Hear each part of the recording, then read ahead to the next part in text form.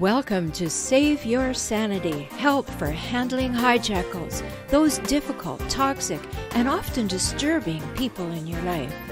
I'm Dr. Rhoberta Shaler, the Relationship Help Doctor, and I'm here for you. You'll get the insights, skills, strategies, and support to stop tolerating verbal and emotional abuse, whether it's happening now or it happened to you in the past, maybe by a parent, partner, ex, relative, or even a coworker.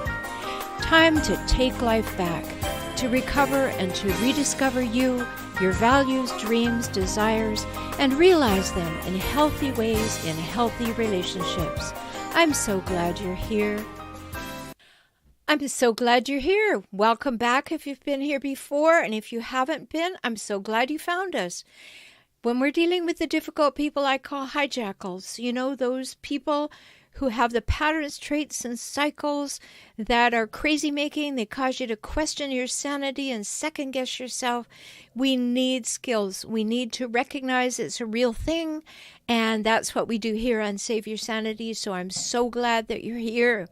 And today we're going to talk about the workplace or working environments, whether that's you as an entrepreneur with other people working, or whether you actually go to a workplace and have other people there too.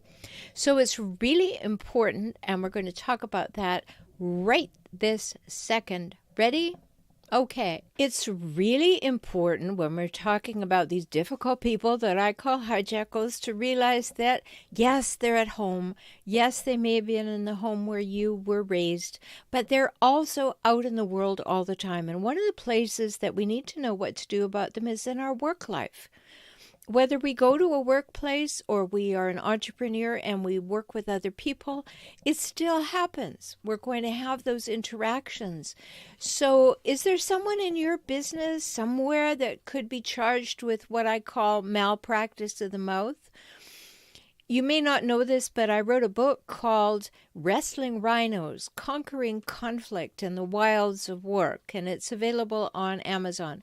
Wrestling Rhinos, Conquering Conflict in the Wilds of Work. And I have a chapter in that book called Malpractice of the Mouth. So that's where that phrase comes from. But is there somebody that you work with anywhere in your work life that is verbally abusive? And it's important to know because that malpractice of the mouth occurs when the mouth enrages before the mind engages. So beware. There are people whose mouths engage before their minds engage, and certainly their minds enrage, and then their mouths engage, and it's none of it good. You know that. So beware if you work with someone who's afflicted with malpractice of the mouth, because sometimes it's contagious. And there is no room in the workplace or in your work life for verbal violence. None at all. And it's inappropriate, unacceptable, and definitely unprofessional. No allowances for verbal violence should be made for mentally competent adults in positions of authority or just in positions of partnership. Even worse, when these people are well educated. Folks who yell and curse, and for some, throwing in a few obscenities and judgments of one's parentage, are using their words in the same way they would use their fists. It's no more sophisticated than that. It is both a sign of lack of skills and a symptom of unmanaged frustration. And they need help. They need help to express their feelings and their need for control appropriately. It was a few years ago, and I was delivering a program on managing difficult people successfully. And as the program was often delivered, and I still do it when people ask, some agencies regularly sent folks to the program. And one woman appeared in the course 3 times in 3 years. And at one break, she complained to me. She said, I just don't know why they keep sending me on this silly course. I know it by heart. It's a waste of their money. Well, I knew why she was there. She was the difficult person in her department. She just would not internalize the information being given to her. in the program and use it for her own self-improvement. She thought everyone else at work was the problem. You know, we may all be someone's idea of a difficult person at times, but this woman was the poster child. Yes, she was bright enough. She was able to grasp the concepts, but she simply wouldn't apply them to herself. And perhaps she's still being sent to courses like that and still complaining about it. But it was a prime example of being able to lead a horse to water, but being totally unable to make it drink. Now, confrontation is not a four-letter word, and neither should it employ certain four-letter words. A confrontation adds the dynamic of differing opinions to a conversation, and it's possible to have a conversational confrontation when folks have skills and willingness to actually communicate. Of course, that's the trick. Communication requires both speaking and listening for it to occur. Now, for those thoughts on those who can be described as verbally violent, those engaged in malpractice of the mouth, let's think about these. Verbal violence is most often one of these three things. One, it's a scream for attention. We all know about those folks. Number two, verbal violence can be a misguided demand for respect. A person doesn't know how to go about earning respect, so they try to demand it. Or verbal violence may also be, three, an attempt to exert control. And all three of these come from fear, really deep fear. So knowing that at least makes us a tiny bit more understanding when we see it. It certainly doesn't excuse it, and I'm not here to excuse it, but it does help us help the violator. We can attempt to figure out what their fear is. And usually it is fear that they have no power, so they attempt to demonstrate that they do indeed have it. It's very misguided. So two things must happen to make the workplace safe for everybody. One is the verbal violator must change his or her ways. And two, the people who are being violated must express their boundaries. Verbal violence is clearly harassment. It has no place in the workplace. Yes, every now and again mistakes are made and tempers flare and apologies are made and accepted. That goes with the territory of being human. That's not what we're talking about today, or at least not what I'm talking about. But it's when verbal violence is a management style that steps must be taken. So whether you are the one managing folks or managing your personal life or trying to manage with other people who are managing folks, violence leads to alienation. And that's the very thing the violator is seeking most to avoid. So what do you do? What do you do if the person in the next cubicle or the boss or an underling or maybe your partner in an entrepreneurial event? Maybe it's somebody maybe you're doing volunteer work and you're in a workplace, quote unquote. It doesn't matter. Verbal violence just does not have a place. So what do you do? Well, of course, if you're listening to this and you happen to recognize that you're the violator, stop now. Step away. Reflect on your needs for attention and respect and control. Work with somebody. Work with me if you like, but work with somebody who can help you uncover your fears and learn to express yourself appropriately. Because you need to examine these three questions. Are your needs healthy? Are they actually serving you well? And are they appropriate in this circumstance? Because those three things are essential for you to think through. You can't go around being that proverbial bull in a china shop all the time and think that you're going to make progress, because you're not. You're going to lose people. And every time you lose someone, whether you're paying them or they're volunteering, you have to retrain them. And you have money loss right there and time loss. So are your needs healthy? Are your needs serving you well? And are your needs appropriate in the circumstance? Answer that question for yourself if you're the violator. If you're being violated, you could ask that about the other person. Because verbal violators need help, and it's available. So you have to find someone with business experience who can help. And I've been helping people in this area for a long time. I've worked with many executives and entrepreneurs who recognized that they were being those bulls in china shops, maybe were bullying.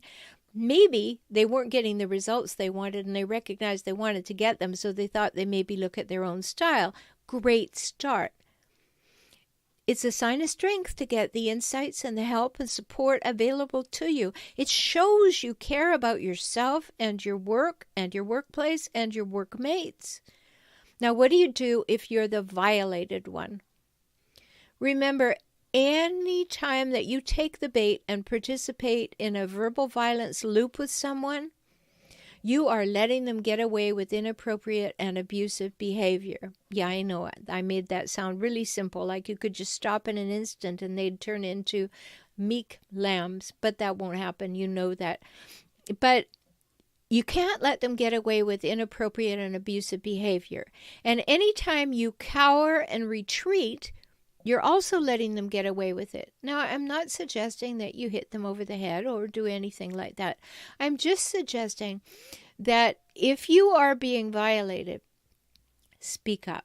Simply say that you find their treatment of you unacceptable and that you're willing to have a conversation when it can be done with respectful dialogue, and then move away. Okay? Say something. Express a boundary. And you can say it in the very best style that I teach in my book, Kaizen for Couples. Use a personal weather report. I've talked about it in other podcast episodes. That's when you know that you have the absolute right and responsibility to speak up and say, this is what's happening for me. So it might sound like, I feel disrespected right now. I feel that it would be best to step away and wait until things are cooled down, and that's what I'm going to do. But you speak up because you are not going to just allow the violator to walk all over you, and you're not going to let them get away with it.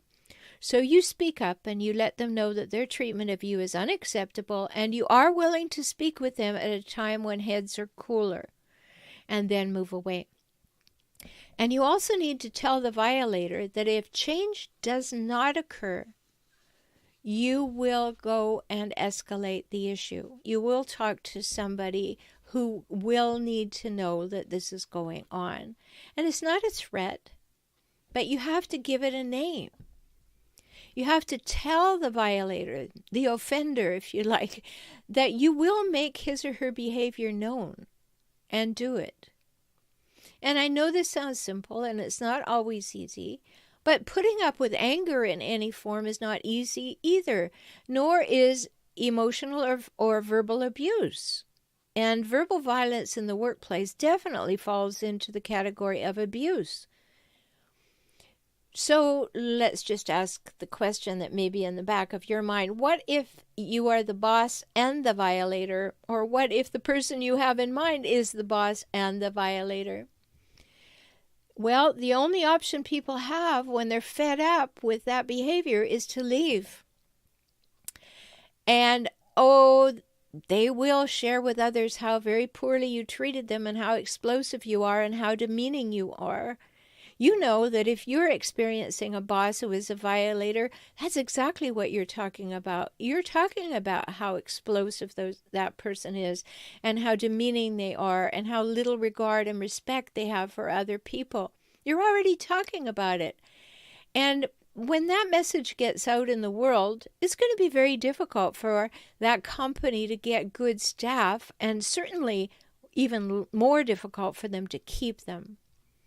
So if you're recognizing anything in this, you as the violator, you as the boss and the violator, you as the violated, you need to get some help, because if you don't have the skills to speak up, then you're going to feel violated over and over again. And a pattern of verbal violence will not stop until someone takes the actions to stop it, and that better be you. You know, as Nike says, just do it, because your life is too short to be abused or abusing. So I hope this will help you. I hope you are not now thinking, oh, well, it's too hard to get another job and I can't speak up and I can't do this and that. There are ways. Maybe they're not direct, but there are ways, and I'm happy to help you with that. Know that you can go over to forrelationshiphelp.com/join. You can get an introductory 1-hour session with me for only $97. We can talk about this and solve a problem, get you some skills. Also join Optimized Circles and get the wisdom of the group. Go to forrelationshiphelp.com. I'm so glad you spent this time with me today.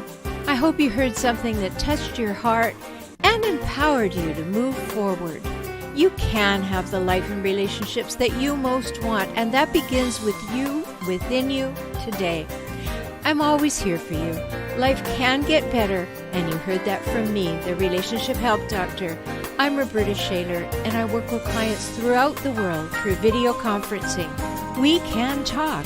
So learn more at forrelationshiphelp.com, forrelationshiphelp.com, or visit me on YouTube at For Relationship Help.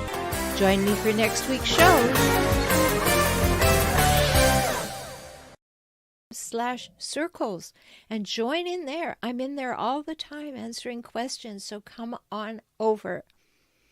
So let's not get any more time under our belt being verbally violated or being verbally violating. You can do something about it. Do it. Talk soon.